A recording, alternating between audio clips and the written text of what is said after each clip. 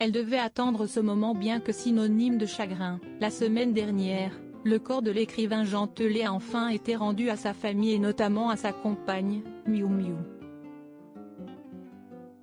L'actrice, qui partageait sa vie depuis près de 25 ans et qui l'a vu mourir dans ses bras, a enfin pu passer à l'étape suivante, la préparation des obsèques.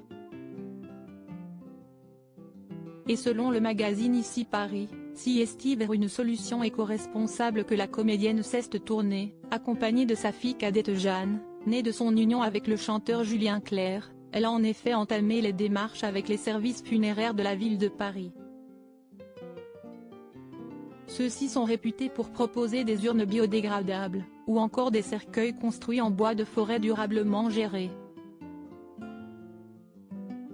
Un engagement important pour elle, et sûrement pour son compagnon, plutôt discret dans les médias malgré l'énorme carton de ses ouvrages, sortis chaque année.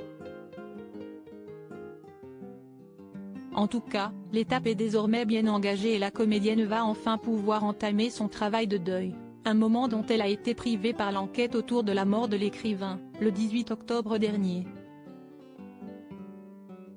Il faut dire que son décès est survenu dans des circonstances plutôt inattendues. Mort dans ses bras d'un arrêt cardiaque, il aurait en réalité succombé à une violente intoxication alimentaire survenue quelques jours plus tôt en dînant des boulettes de viande dans un restaurant où il avait pourtant ses habitudes.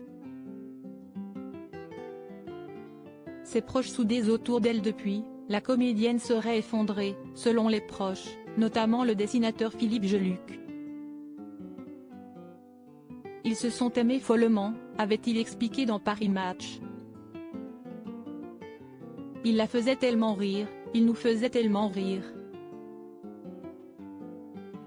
Mais pas seul, ses filles Jeanne et Angèle, nées en 1974, seraient à ses côtés à chaque moment, la soutenant lors des moments les plus difficiles.